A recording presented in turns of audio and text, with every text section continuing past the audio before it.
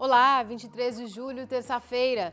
No Nesp Notícias de hoje, um dos assuntos é a Jornada Mundial da Juventude. Cerca de 1.000 jovens bauruenses vão ver o Papa Francisco de perto. Rafael é coordenador do grupo de jovens e vai participar de uma vigília com o Papa. Alzheimer. Grupo ajuda a enfrentar a doença. Parceiros do Futura. No interior do Rio Grande do Sul, faltam pediatras.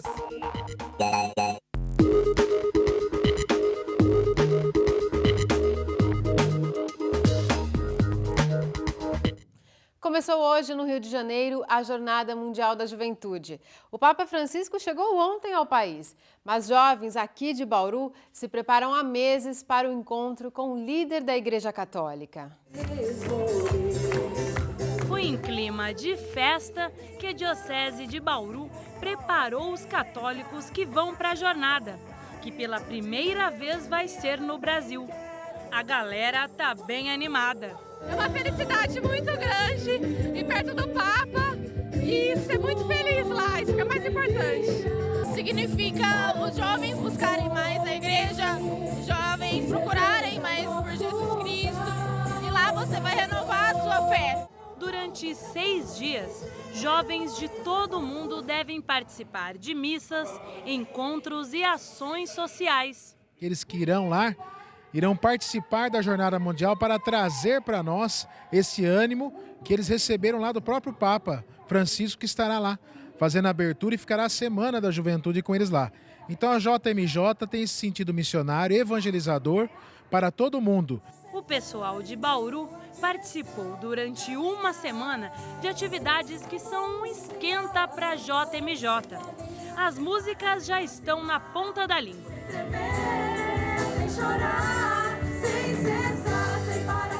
Nos momentos de oração, eles pediram pelo sucesso da jornada. Nasceu da Virgem Maria. Com os religiosos, o pessoal também discutiu temas importantes que devem ser levados para análise durante o evento. Inclusive, eles refletiram sobre a onda de protestos populares, movidos principalmente pelos jovens. Hoje o Brasil está vivendo um momento interessante de liberdade para as pessoas, né? Fazer com que os jovens pensem. Eu acredito que um evento como esse ele vem na melhor hora possível, né? Há quase 30 anos, os papas se encontram com os jovens em jornadas.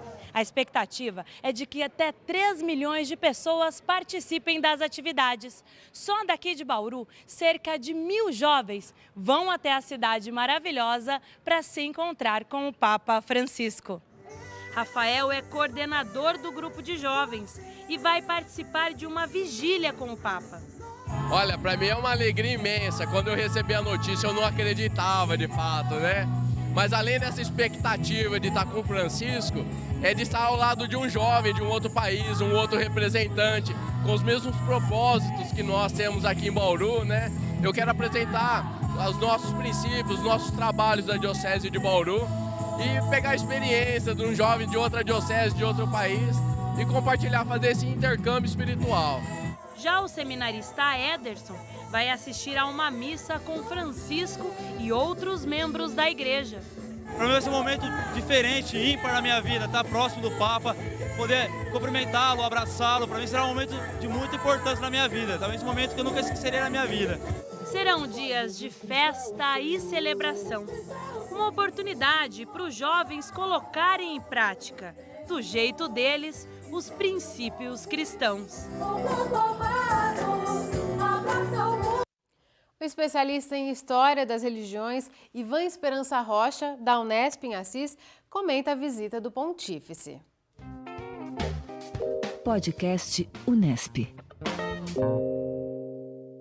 O Papa visita, neste momento, talvez o espaço mais importante para a Igreja Católica, que é um espaço latino-americano, somando as Américas, praticamente 48%, né, da população católica mundial se encontra nas Américas e 27 a 28 na América do Sul. Então, ele se volta para um espaço de onde, que é a sua própria origem, não é? E que, neste momento, tem uma relevância toda especial para a Igreja Católica.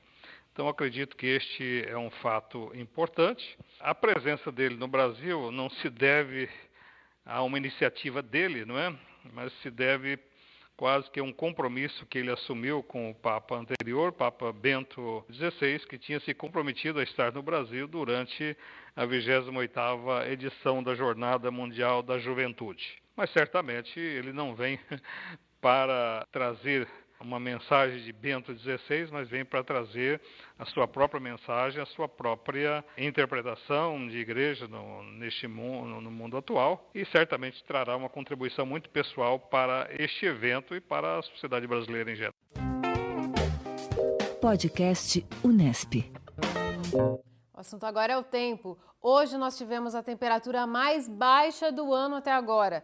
De acordo com o IPMET, fez 8,8 graus às 11h50 da manhã. A terça-feira começou com muita chuva e baixas temperaturas em Bauru. Na Avenida Nações Unidas, o tráfego de veículos estava tranquilo. Para quem usou as rodovias, a cautela foi necessária. A concessionária que administra a Marechal Rondon pede atenção especial aos motoristas por causa do acúmulo de água nas pistas. Por isso, revisão do veículo, uso de luz baixa e diminuição da velocidade são importantes em dias de chuva fraca ou intensa. A frente fria que predomina sobre o estado mantém o tempo instável e as temperaturas bem baixas. Na madrugada de hoje para amanhã deve fazer ainda mais frio. A previsão de geada em pontos isolados do estado. Em Bauru, a chuva deve dar uma trégua amanhã. Nesta madrugada, devemos ter a temperatura mais baixa do ano. Por causa da chuva, a umidade do ar agora é bem alta, está em 95%. Temos ventos de brisa a 9 km por hora. Hoje, a máxima não passou dos 14 graus. Amanhã deve ficar em apenas 11, em Bauru, Piratininga e em Agudos. Os médicos pediatras são fundamentais para cuidar da saúde das crianças desde o nascimento. Mas em alguns hospitais do país, faltam profissionais dessa especialidade. Em Passo Fundo, no interior do Rio Grande do Sul, nem todas as vagas de residência são preenchidas. A UPF-TV traz um relato da importância desse atendimento. A reportagem foi a 4ª colocada na premiação do 6º Encontro de Jornalismo em Rede do Canal Futura.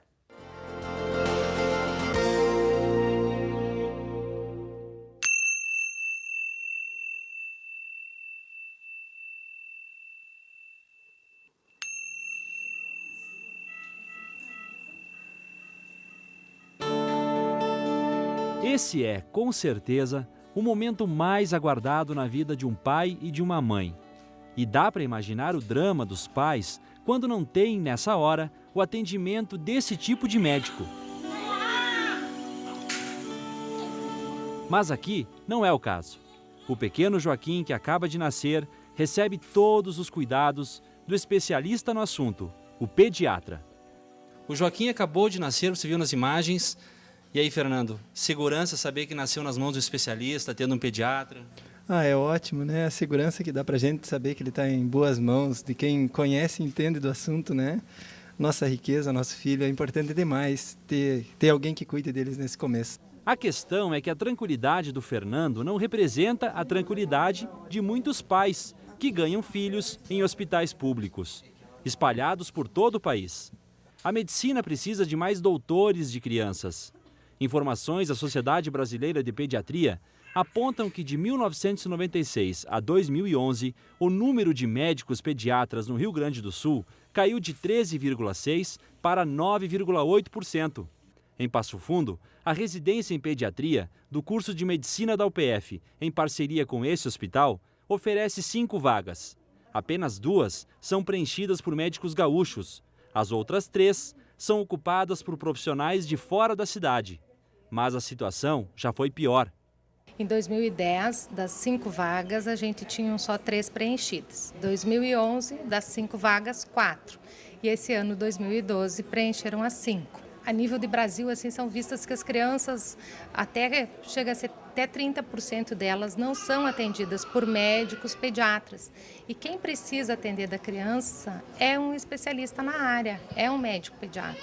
Para ser um médico especialista, é necessário fazer 6 anos de clínica geral, mais 2 anos de residência. E na medicina, o estudo é constante. A doutora Alessandra fez, além da residência, mais 2 anos de especialização neonatal.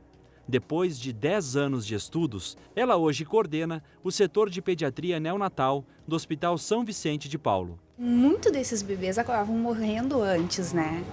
Eram abortos, eram óbitos fetais, e em função da melhora no atendimento, nos cuidados pré-natais, aumentou também a incidência desses prematuros. A Daniela é médica residente e optou por pediatria, porque para ela vai além da medicina. E ao longo da faculdade eu fui vendo que era isso mesmo, que eu nunca pensei em fazer nenhuma outra área. Era a pediatria mesmo que eu sempre quis fazer. E depois que esses pequenos avançam mais essa etapa da vida, a do nascimento, permanecem acompanhados de perto pelos médicos. Nesse setor chamado de ambulatório dos primeiros passos do prematuro, as mães, que foram gestantes de alto risco, exibem orgulhosas os filhos, como a Rayana e o Rian, gêmeos, nascidos com 7 meses. Tenho que agradecer esses médicos que estão fazendo tudo por eles agora. Principalmente o Rian, né? Que o Rian ele tem epilepsia, né? Daí todo devo à doutora Vânia, que é ela que salvou eles para mim. Vendo a alegria e disposição da Fernanda, de 8 meses, fica difícil acreditar que essa menina nasceu com menos de 1 quilo e ficou por 40 dias na incubadora. Tem que agradecer, né, as doutoras, todo mundo se não fosse elas, né, pelo carinho, por a dedicação, né, e ter um bebezinho daquele tamanho, tá louco, para botar a mão, tem que ser muito especial, né. E o Guilherme, que nasceu com 32 semanas e pesava 1,2 kg. Hoje, brinca pelo ambulatório. Até festa ele ganhou, organizada pela equipe. Parabéns ao primeiro ano de vida.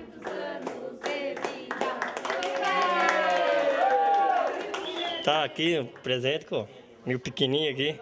Eu queria ter esse gurizinho, velho, no mundo aqui. E ele passou dificuldade quando nasceu? Nasceu, passou muita dificuldade. A emoção do pai diz tudo. E voltando ao pequeno Joaquim, o menino que nós acompanhamos chegando ao mundo, nasceu de 36 semanas, com 46 centímetros e 2,635 kg. Prematuro, mas seguro. Passando a bola pro papai.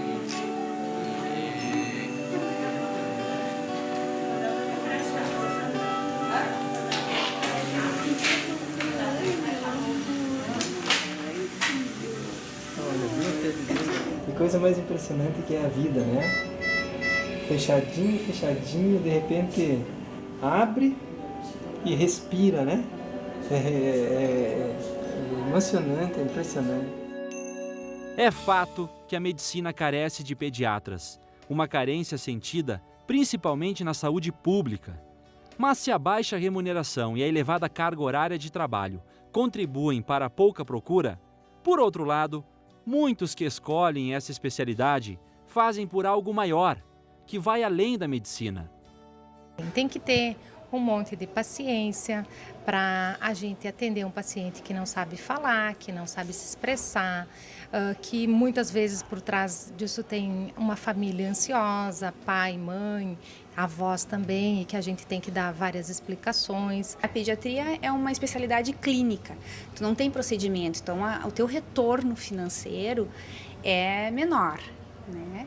E além disso também é uma dedicação de 24 horas por dia. Tu não tem hora para um pai te ligar no meio da noite, tu não tem hora para atender uma sala de parto. Eu acho que as pessoas nascem assim com esse dom e elas melhoram assim durante a formação. Mas essa sensibilidade que a gente tem talvez assim até mais de mulher, assim, que tem esse senso de maternagem, assim, no lidar com criança e no saber dos problemas da criança. Isso a gente fica cada vez mais aguçado.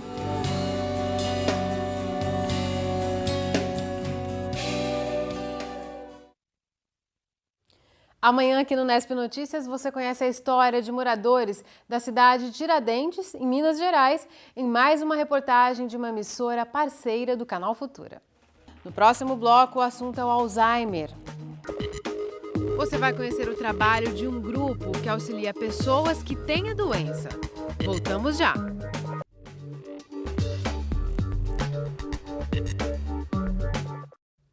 De cada 100 idosos, 6 têm a doença de Alzheimer. O diagnóstico é doloroso para o paciente e mais ainda para a família, que precisa se reorganizar para atender às necessidades do doente.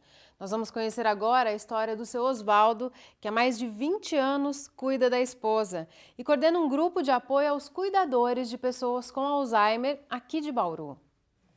Então a associação foi criada com o objetivo de curar o cuidador familiar. Porque o cuidador familiar é que realmente sofre. Porque o cuidador familiar ele tem consciência do que está acontecendo dentro da casa. Então, a associação... As duas irmãs vieram pela primeira vez à reunião da AFADA, a Associação dos Familiares e Amigos dos Doentes de Alzheimer. Elas estão com dúvidas sobre como lidar com a mãe, que tem 81 anos e recebeu recentemente o diagnóstico da doença. Como agora ela não está querendo comer, está com uma série de sintomas que não apresentava antes, nós estamos procurando uma ajuda para saber como lidar com isso, como tratar isso e saber se nós estamos fazendo certo. Porque a gente não sabe se a gente tem que enfrentar ou deixar ele fazendo do jeito que ela quer. Eu não quero tomar banho. Vai tomar banho? Vai forçar? Não quero comer. É hora de comer. Precisa. A gente sabe que ela não comeu. Ela disse que comeu. Mas a gente sabe que ela não comeu. Você vai deixar sem comer? Para tentar responder questões como essa, seu Osvaldo toca voluntariamente a associação. O grupo já tem 15 anos e uma vez por mês ele recebe nesta sala, cedida por uma igreja, pessoas sedentas por conselhos. Mais de 2.000 já passaram por aqui. Como é uma doença incurável, nós temos que aprender a não curar o doente, mas atender a conviver com o doente, para que o doente possa ter uma vida com melhor qualidade. E o cuidador familiar também ele possa ter uma vida de boa qualidade, porque o cuidador precisa viver mais do que o paciente. O seu Herbert se reveza com as irmãs nos cuidados com a mãe. Ele veio à reunião pela segunda vez. Um dos primeiros sintomas da doença foi quando ela começou a pedir por familiares que já haviam falecido.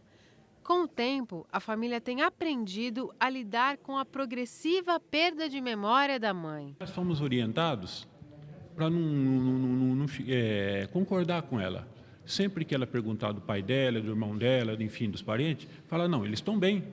Eles estão bem e eles vêm, a senhora tem calma aí, que eles falaram que vêm visitar a senhora. E aí ela se acalma. Ele não esconde o medo em relação ao próprio futuro. Eu nunca imaginei que isso pudesse acontecer com alguém, esse tipo de coisa. E será que isso não vai acontecer comigo? Né? E quando acontecer? E se acontecer? Né?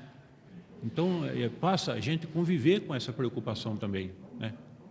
Puxa vida, está acontecendo com tanta gente, né? De repente, e se acontecer com a gente? Né? Como que vai ser? Hoje eu estou cuidando da minha mãe, mas quem vai cuidar de mim? Se isso acontecer comigo, né?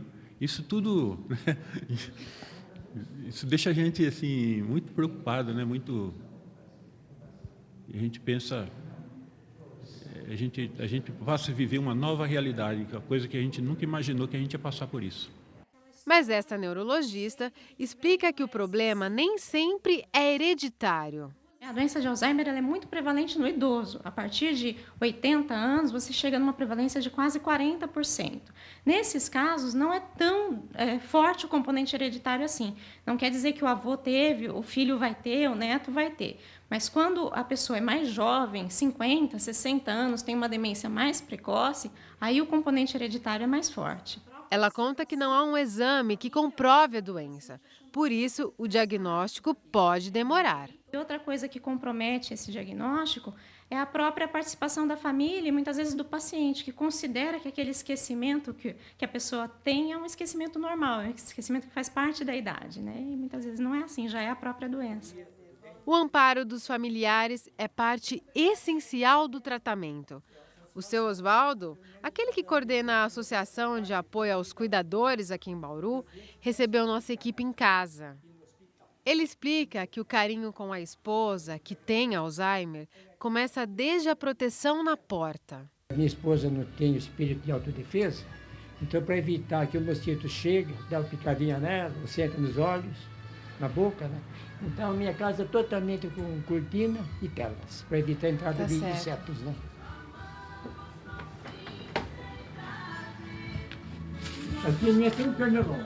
A dona Nancy recebeu o diagnóstico da doença há 21 anos, quase metade dos 50 anos em que os dois estão casados. Quem ajuda o seu Oswaldo nos cuidados com a esposa é a Ivone. Ela está há tanto tempo na casa que é considerada da família. A família do seu Oswaldo é como se tornasse sua família também? Nossa, isso já faz 13 anos, então é como se fosse minha família, vixe.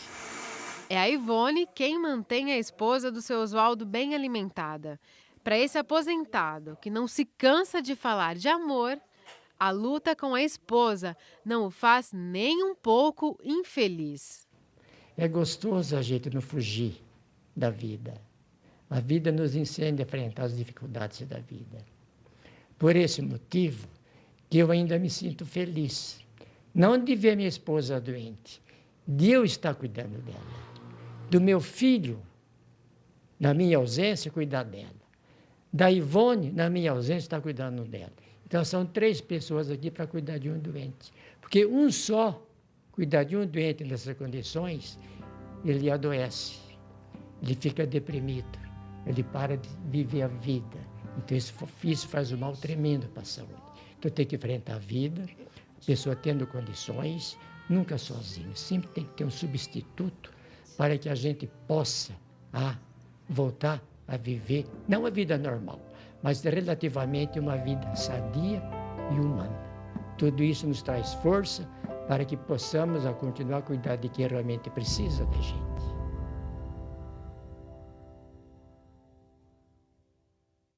A repórter Catiúcia Reis conversou com o médico neurologista Lauro Seda Júnior. Ele fala se é possível evitar a doença e se existem curas para o Alzheimer. A doença de Alzheimer, ela é a doença degenerativa que causa uma diminuição da função cognitiva, da função intelectual do indivíduo como um todo, de maior prevalência. Ela tem uma alta incidência na população idosa e quanto mais o avançar da idade, maior é a incidência. Não existe uma causa básica, existe um entendimento da doença, ele está relacionado a um depósito de proteínas no sistema nervoso central com o passar do tempo, com o passar dos anos, e ele vai causar uma morte na população de neurônios, ou seja, o número de neurônios e as sinapses deles, que são as conexões que eles fazem entre si, formando uma rede de conexão entre as células, isso vai estar diminuído no Alzheimer. Mas, Laura, não tem como saber por que umas pessoas desenvolvem e outras não essa doença, não é mesmo? Na verdade, acontece ao longo da idade, algumas pessoas vão apresentar e outras não uma alteração genética. Frente a isso, como é o tratamento da doença de Alzheimer? Não existe um tratamento para a doença de Alzheimer que vise a cura, ou seja, não existe, até o momento presente, uma cura com base clínica da doença de Alzheimer. Mas o tratamento clínico atual, ele visa a minimização dos sinais e sintomas da doença. E esse tratamento, ele inclui o uso de medicação, existem medicações específicas, mas não só medicação. Existe também o tratamento que visa otimizar a rotina do paciente do Alzheimer, que inclui prática de exercícios, orientação de exercício, fisioterapia, terapia ocupacional, o tratamento psicológico voltado para o paciente do Alzheimer e, principalmente, para a família, quer dizer, fazer uma educação da família, dos familiares, das pessoas que estão próximas, dos cuidadores, para o manuseio, vamos dizer, o convívio, né, com a rotina desses pacientes, a adaptação da família vamos dizer, a nova condição do paciente. Familiares relatam dificuldades no dia a dia de lidar com a rotina do paciente de Alzheimer, principalmente quando a doença está em fase avançada. Como lidar com esses efeitos? Esse é um grande desafio, né? O paciente, ele apresenta, na fase mais tardia da doença, ele apresenta alterações motoras. O paciente, ele não consegue, muitas vezes, levantar da cama, o paciente que ele não consegue permanecer sentado, não consegue sustentar a cabeça, tem alterações de deglutição, não consegue engolir, não consegue beber líquido. É um grande desafio. Essa fase avançada é uma fase, é uma realidade cruel, uma realidade dura para da doença, e necessita de uma orientação, de um cuidado, muitas vezes específico. As famílias normalmente não estão preparadas para o tratamento, vamos dizer, para o cuidado ao longo das várias fases da doença, principalmente nessa fase final. A doença de Alzheimer, ela não tem cura, mas ela sempre vai avançar ou com esse tratamento ela pode estacionar ou até regredir? Ela progride, ela sempre progride, principalmente quando ela é detectada. Nessa fase que a gente faz o diagnóstico, ou seja, quando o paciente começa a apresentar os sinais e sintomas, isso, na verdade, ela é a ponta do iceberg. O doente, ele já vem sofrendo essa degeneração do sistema nervoso há pelo menos uma década ou mais. O grande, vamos dizer, desafio clínico e no plano atualmente experimental é você diagnosticar precocemente a doença. Existem aí um arsenal tecnológico para isso, exames, que pode-se talvez, fazendo o diagnóstico precoce, você ter talvez um resultado melhor quanto à progressão da doença. O Unesp Notícias termina agora. Amanhã, quarta-feira, a gente volta. Tchau!